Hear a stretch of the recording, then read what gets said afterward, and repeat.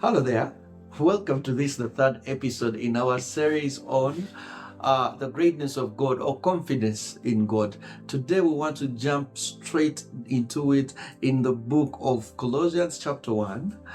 We shall be reading from the 16th verse all the way to the 17th. He says, "For by him," talking about Jesus, "all things were created that are in heaven and on earth, visible and invisible, thrones or dominions, or principalities or powers. All things were created through and for him." All things were created through and for him. Now, today we live in a world that things are, we generate things. We are manufacturing. We have so many things out of carbon fiber. There is even 3D printing. I mean, you draw it on the laptop and you go and press Ctrl P, and they print for you the real thing that you've drawn. It's amazing how much we have got. It's amazing how much. But now imagine the God who made us, how bigger he is. The scripture says that by him all things were created. God is much bigger, is much smarter. The other day we saw bigger, yesterday we saw smarter, and today we want to talk about more innovative, more powerful. Is much more innovative than the human race. God is bigger than AI. God is bigger than all the scientists at NASA. God is bigger than the things that we have put our trust in. Unfortunately, it's very unfortunate that we have created our own images and we have trust in them. We have trust in our Visa cards, in our MasterCards. God is much more bigger than that. And of course, this is you could say that's literature written down over many years, but after walking with the Lord, after trusting God on some things, after seeing some victories myself, I am here as a living example and living testimony that God surely does work, and surely he loves us, and most certainly is smarter and bigger than us. Now follow through. He says all things that you see were made by him. I used to have these discussions with people that wanted to identify as atheists, because for me, I don't believe that there is such a thing as atheist, but that is my own reservation, forgive me. But these people that identify as atheists would come, and part of the challenge, after they have asked their tough questions, who created God, where did he come from, and all of that, and of course that would mean that they are looking at God like a creation. They are not as a creator, not as an origin, but also came from somewhere.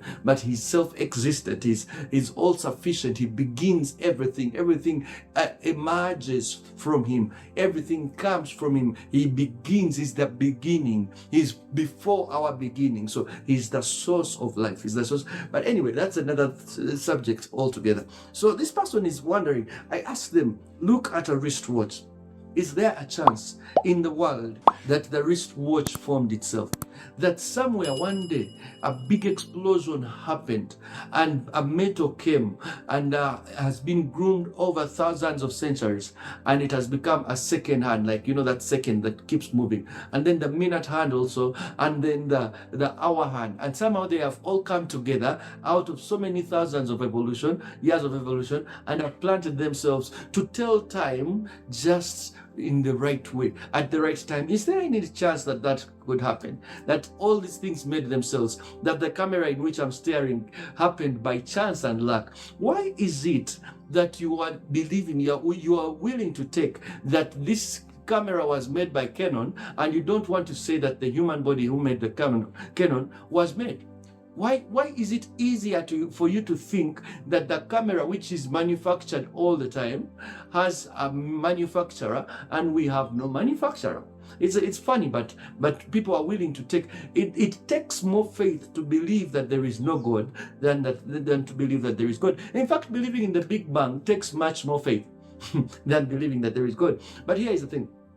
Finally, you are harder to make. Your human eye is more complex to make than a Canon lens. The human eye is more complex to make than a Canon lens. To date, there is nobody that has been successful in making a human eye and putting it in a body. But how much bigger is the God that gave you a pair of them? And for me, the killer, what really settles the case is that we have to continuously manufacture Canon lenses. God made one person, one human being, and in him he put all the human beings that would ever be created. So whenever another human being is needed, these two go and sleep. I mean, he made, you have a Boeing company, factory, making Boeing flights, aeroplanes. How about God? He made one bird and he need to put other birds. Whenever they need birds, they go, and he is big. He's beyond imagination. He's big. That's how much time I had. I love you. God bless you. Be blessed. Bye-bye for now.